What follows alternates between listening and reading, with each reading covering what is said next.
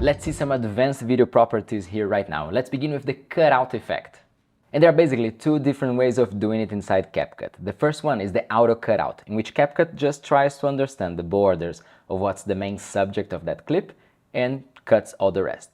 And the second type is the chroma key, which is the traditional effect used in cinema and everywhere to cut out a person by using a plain color background, usually green or blue, because they are colors that are usually not present in the human skin, and cutting those colors entirely from the scene, leaving only what's not using them.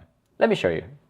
So first let's try the simplest one, which is the auto cutout, and for that I'm just gonna grab this clip over here. You're gonna find it in the resource center. Let me place it right at the start, and I'm simply gonna click on the clip and I'm gonna come up here to the panel and I'm gonna choose auto cutout. And Capcut immediately is gonna try to understand what's the background and what's the subject and cut all the rest. So as you can see, now I can just redimension this clip and place it wherever I want, and it's gonna look like it's been there all the time. You can see that sometimes it doesn't understand exactly what's the subject, because here probably there was a reflection or something that made the background color hit a little bit the shirt, so it's actually not precise.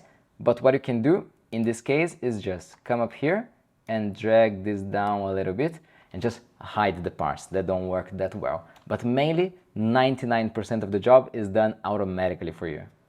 This can be great if you're doing some sort of tutorial or explaining something on a screen like I'm doing here right now, and instead of having all the scenario behind, you can place only yourself on top of the footage. Now the other way to go about it is using the chroma key, and for that I'm gonna use this clip over here of the dog with a green background. And for that, you just come up here and you have to choose chroma key. And in this case, Capcut doesn't do anything automatically. You have to go to the color picker and just choose the background. In this case, I'm gonna choose here the green. And now you come up to the strength slider, and the more you go to the right, the more you eliminate the green from the scene. But if you go too much, you're also gonna take out small portions that have a little bit of a green cast on it. So you have to find the right spot for it. What I recommend is for you to play with the strength until most of the green in the background is gone, like here for example, where you don't see it anywhere around, and then play with the shadow slider to fine tune it a little bit. As you can see that here, for example, on the ear and here, you gain back a little bit of detail that was deleted before. Like this, looks pretty good. So if I zoom out a little bit and I reduce this, it's very hard to tell what's going on. And we can play, and now we have the dog on top of our footage. Now let's see another feature from the video tab, which is called masking. And this is a way that it's a little bit more customizable for you to be able to display one video on top of each other. Let me show you by bringing on the timeline one of these videos in which I'm talking to the camera over here. And it totally covers our drone shot. So let's go over here. Let's just rotate it using this quick button. I'm gonna make it smaller a little bit. And let's pretend that here I'm explaining something about this landscape. I'm just gonna be positioning myself here in this corner and coming up to mask. With the clip selected, you have here now on the masking option many different shapes. And one of them that I think it's very nice for this kind of video is the circle one. So this is gonna create this circle on top of the footage that you can make bigger or smaller as you wish. And mainly this is gonna be like a paper on top of your clip with just a hole. And you're gonna be able to show that clip only through that hole. So now you can readjust it, you can reposition, make it bigger, smaller. And here in the properties, you can also rotate it. In this case, it's round, so it doesn't make any sense. But you can also feather the borders, so you can make it integrate a little bit better with the background video. So let's say you like the way that it is right now. If you just move it around, you're just moving the mask. But if you want to move the video down to have it in the corner, for example, you have to come back to the basic tab and just move the entire video to the corner. And now you have an explainer video on top of the footage you want just by using masks. You could, for example, import another type of video over here. Let's import this one. And as before, now this is totally covering our layer below. Let's go to mask. And I'm gonna use film strip. And now it creates a film strip in which I see this video only in the middle, and I can adjust the height of this bar. And when I play, I can still see also the video below.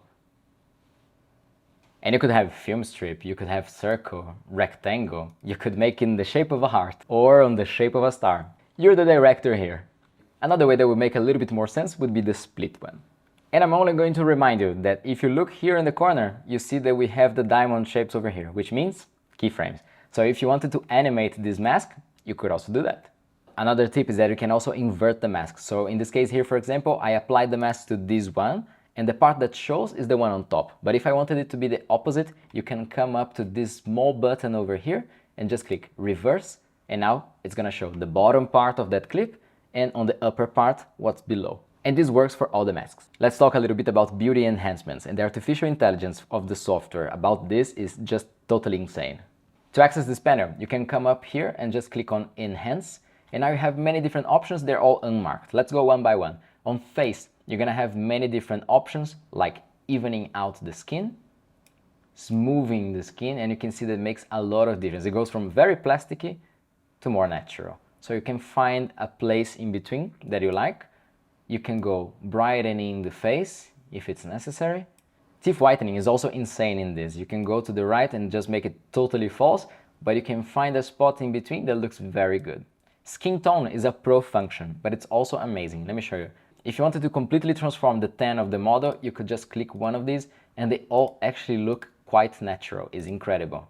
I'm going to leave off, otherwise you cannot export this video. And let's go to facial beauty. And here mainly you're going to be able to change physical dimensions. And this is quite difficult for the software to do because it has to stretch the image around. So you're going to see that in some cases it manages to do a very good job, like making the face thinner a little bit, but you see that it wobbles also the rest, like the hair and the neck, everything changes a little bit. So you have to be very careful with the intensity you're going to use these sliders. Here it changes only the lower, the middle, or the higher part of the face. So if you have a big forehead like me, you could make it a little bit smaller. On makeup, it tries to understand the features of the face and apply a complete makeup, or you can split it by eyelashes, shadow, lipstick. But let's just do one here that is complete makeup, and it can look quite fake, but some of them can look very real, like this one for example. Still, you have the degree slider, in which you can lower the intensity a little bit to make it look a little bit more real. Or you can just bump it up. Let's see, with and without, with and without. Now for the body enhancements, let's bring in this clip over here. On the preview panel, when you zoom in, you can see also this thumbnail over here, so that you can see the part of the image that you want. And now I'll just click on body and we have many different options over here. So for example, we can try legs, and this tries to make them longer a little bit, but also you can see that it's stretching out the whole beach. So if you don't want all of that, you have to be very careful with how strong you use this effect. Most of these are going to work better if you have a very simple background, because like this the software can just stretch the background and you won't even notice the difference. Waist. And there are even some more advanced sliders here, like these ones for example. Smoothing works very well, and also brightening can be very useful. So now you know how to change all the properties of a video clip. Next up, let's take a look about how to change the speed. But not only how to make it faster or slower, we're gonna learn how to do these highly customizable gradual changes in velocity.